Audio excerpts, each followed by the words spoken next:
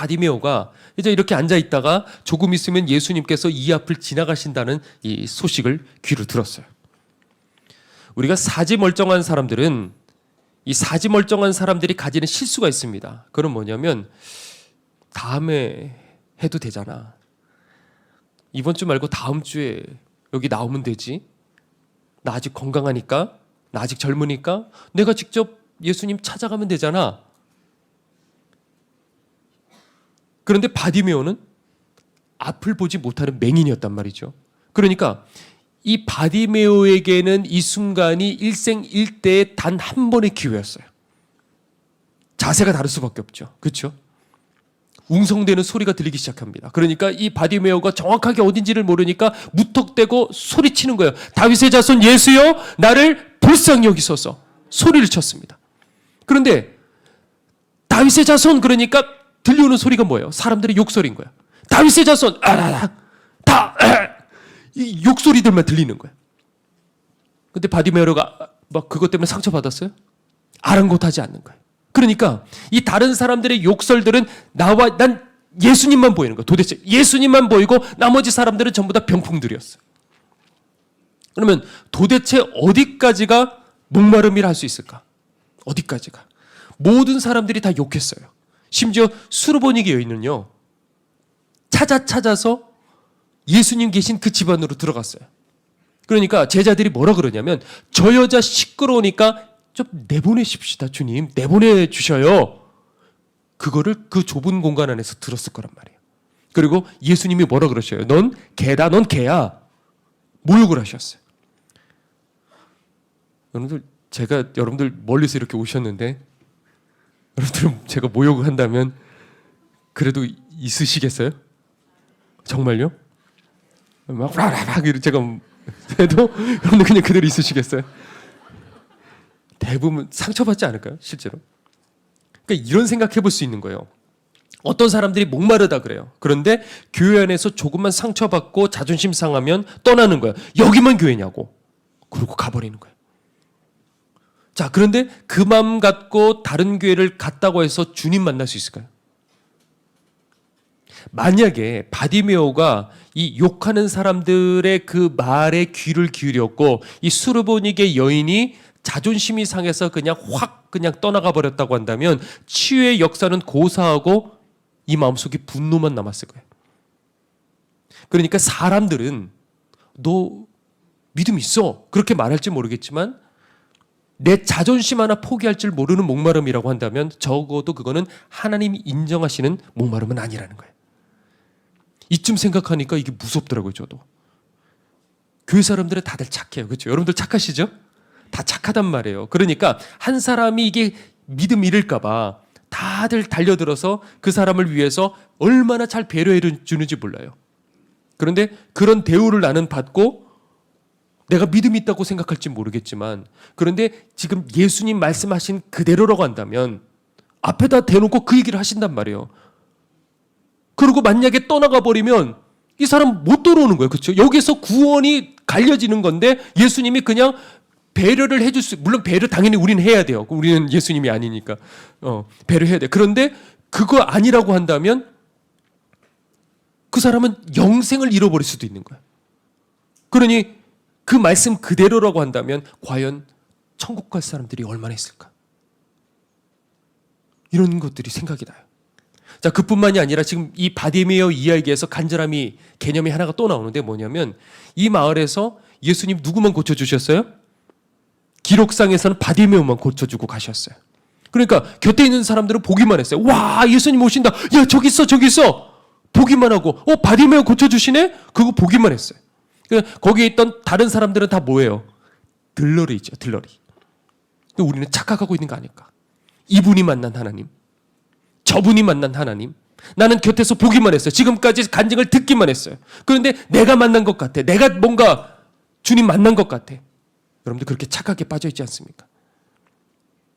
그분이 누구라도 고쳐주실 수 있는 능력 가졌다는 그걸 아는 걸로는 부족해요. 내가 회개해야 되고 내가 주님 만나야 되고 내가 성령 받지 못하면 아무런 소용이 없는 거예요.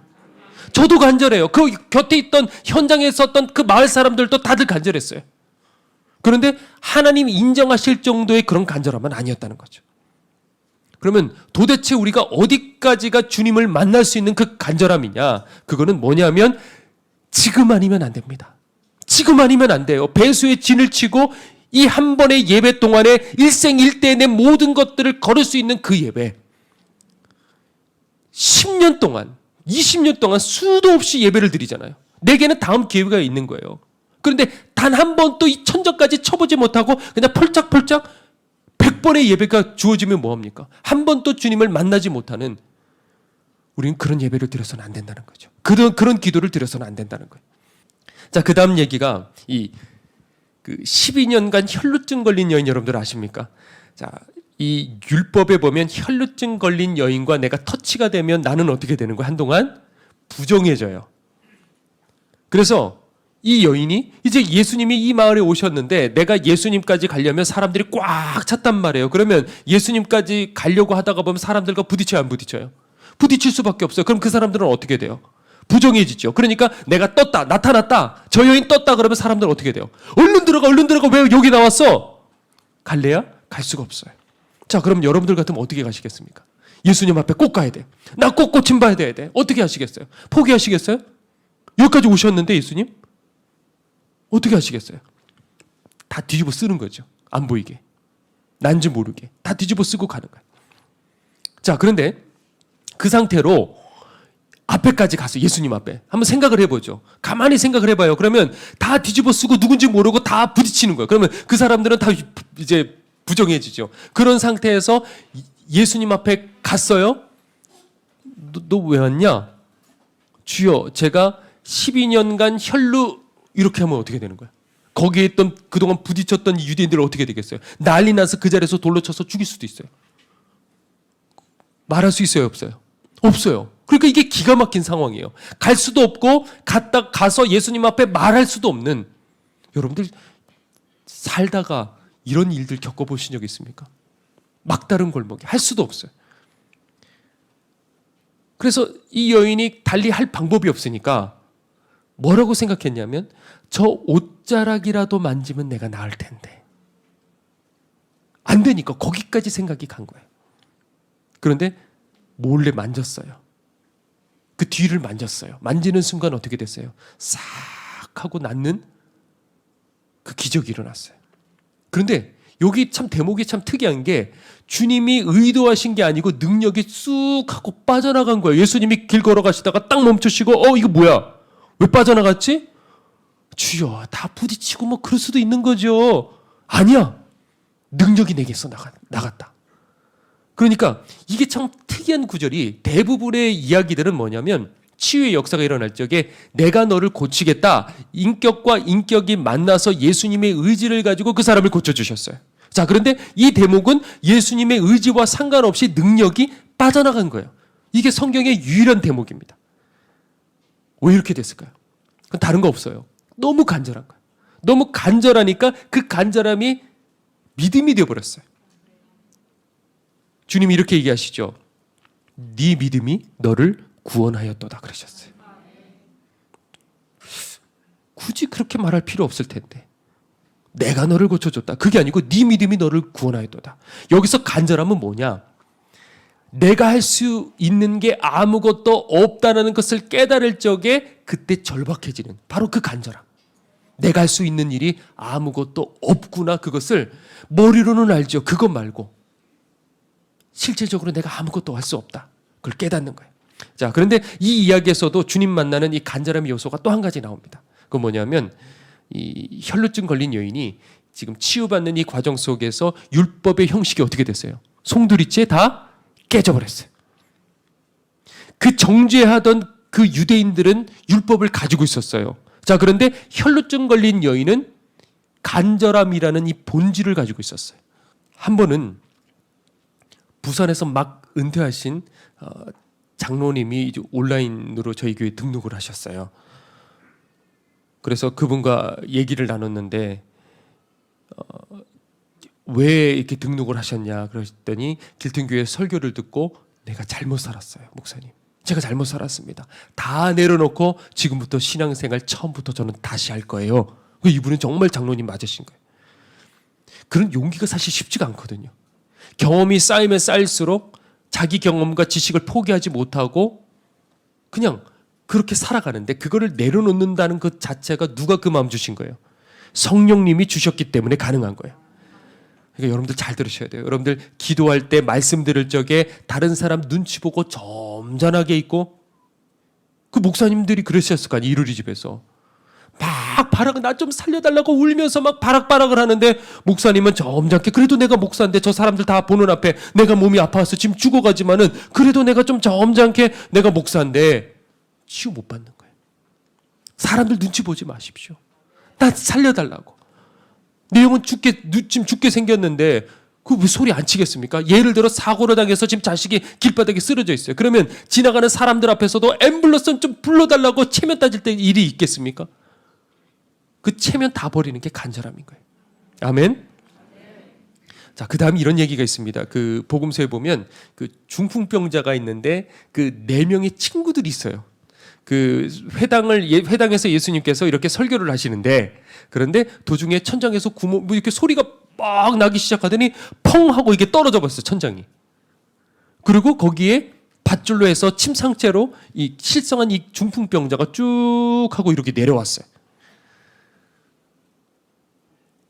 예수님이 야 감히 지금 예배드리는잖아 지금 이 신성한 회당을 천장을 뚫어?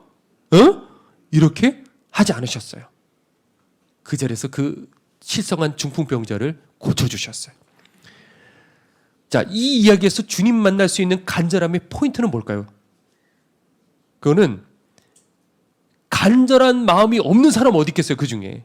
그런데 그 뒤에서 저 뒤에 그러니까 저기 뒤에 계신 분들 자리가 중요한 게 아니에요. 간절하면 하나님의 능력이 그것 가운데 충분히 임하실 수 있을 줄 믿습니다. 아멘. 자, 저 뒤에 있다 하더라도 여기가 꽉 들어차서 지금 내 친구를 데려갈 수 없는 그 환경인데 포기하고 가만히 있으면 아무 일도 안 일어나요.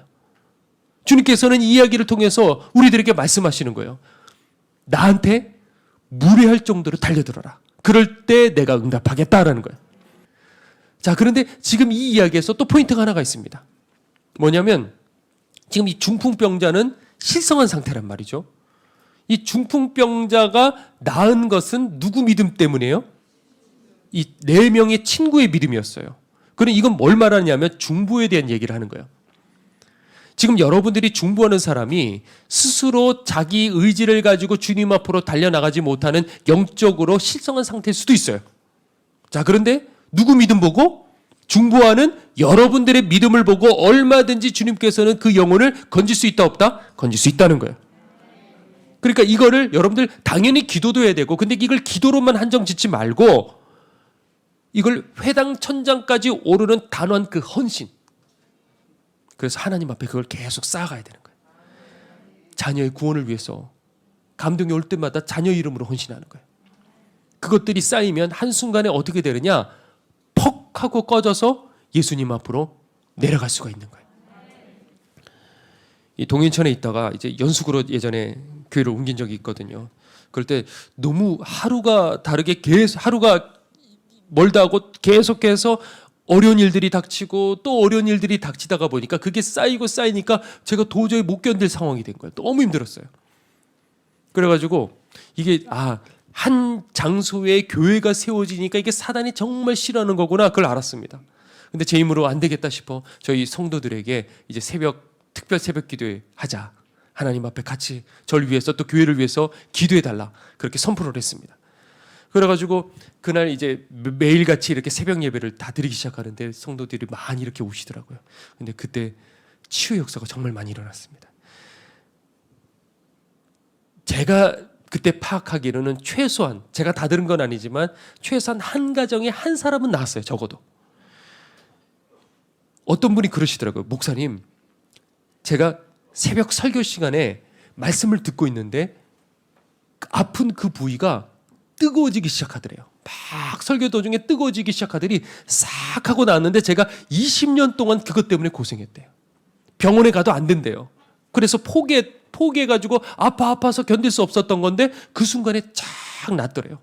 그러니까 그런 일들, 목사님 모르실 거예요. 이런 일들이 있었어요. 목사님 다 모르실 거예요. 불치병도 났고 별의별 일들이 계속해서 일어났어요. 왜 그런 일이 일어났을까? 이 사람들의 공통점 뭐냐? 어쩌다가 치유받은 거 아니에요. 어쩌다가 죄산받은 거 아니에요. 사무침이 고통이 될 때까지 하나님 앞에 매달렸어요. 기도가 여러분들 기도 후에도 그것이 사무침이 되지 못하면 그거는 갈급함이라고 할 수가 없어요.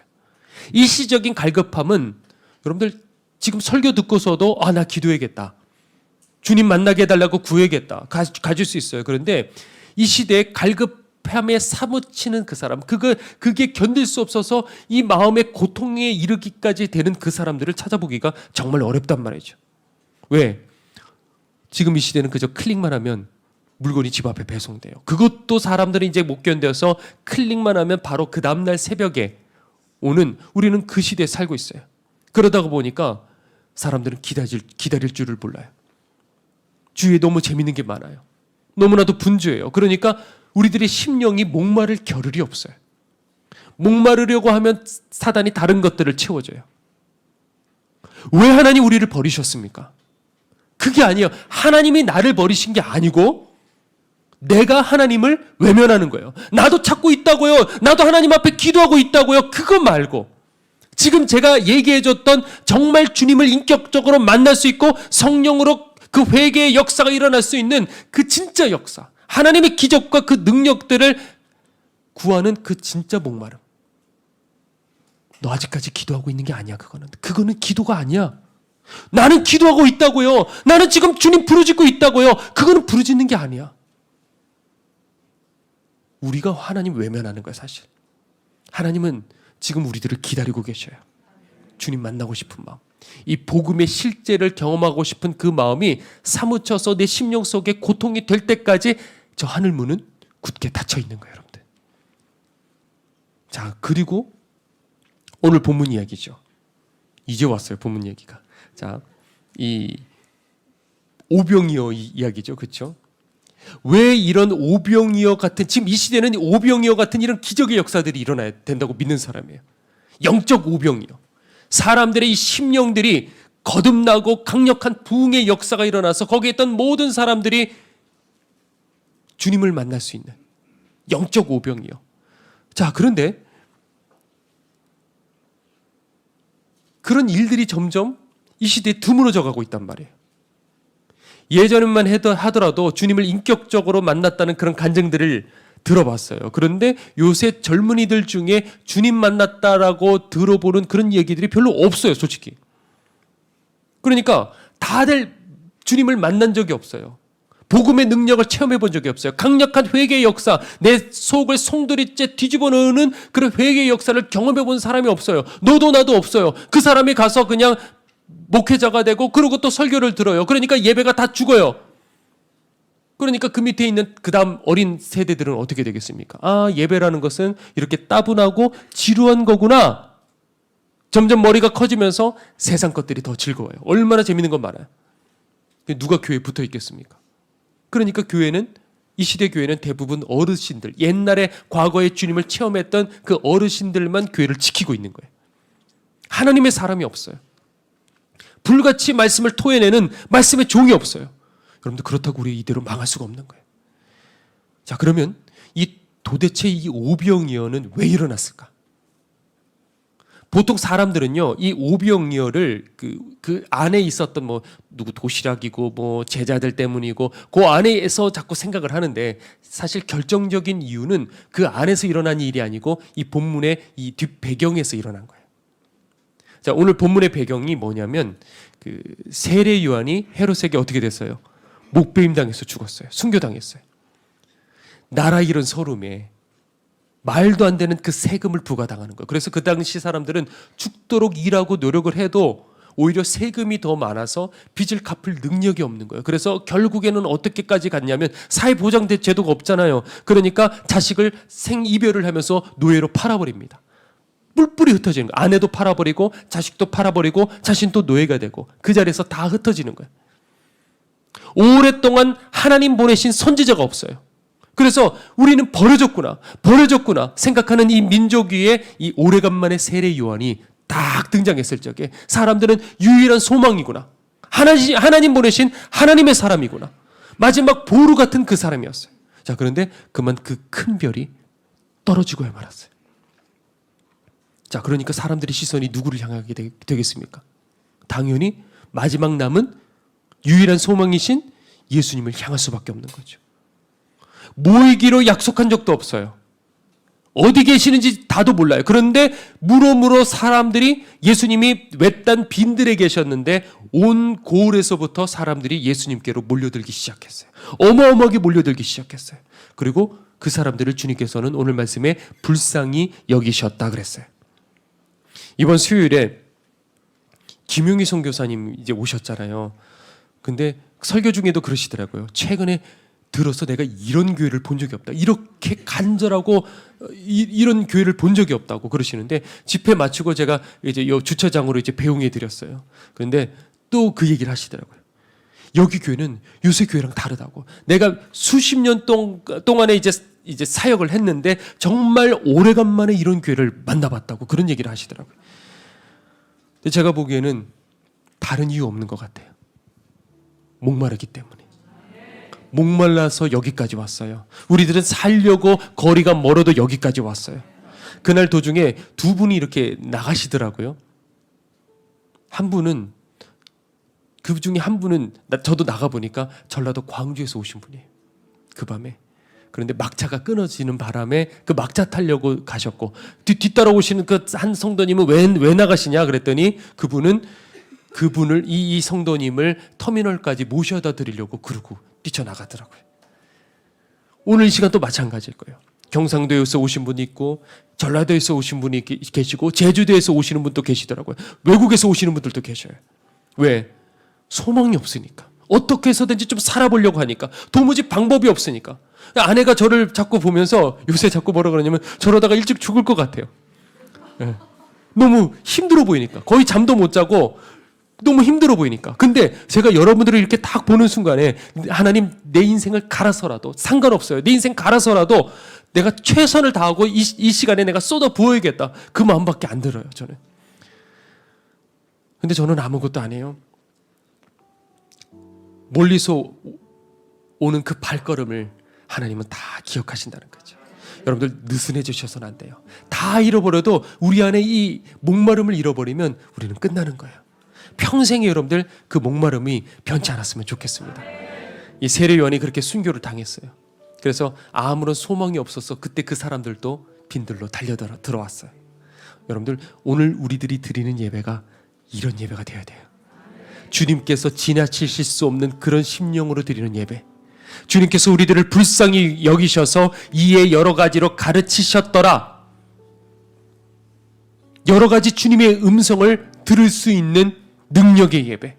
내 영혼 뒤집어지는 회개의 불길이 일어날 수 있는 그 예배. 정말 오병이어의 기적처럼 성령의 강력한 그 불길로 한 사람 한 사람이 하늘로부터 내려오는 그 양식을 먹을 수 있는 그 진짜 예배. 이 사람들은 해가 지도록 갈급해가지고 해가 지는 줄도 모르고 그러고 배고픈 줄도 모르고 그렇게 말씀을 들었대요. 여러분들도 하루 종일 들을 준비 되셨습니까? 정말요? 바로 그럴 때 이적이 일어나는 거예요. 그럴 때. 오병이어의 이적은 왜 일어났느냐? 간절함. 막다른 골목 앞에서 소망이 없어서 더 이상 갈 데가 없어서 주님밖에 없어요. 지금까지 제가 얘기했던 이 모든 것들이 이 오병이어의 이적 안에 들어가 있는 거예요. 예수님밖에 없다고 생각할 때.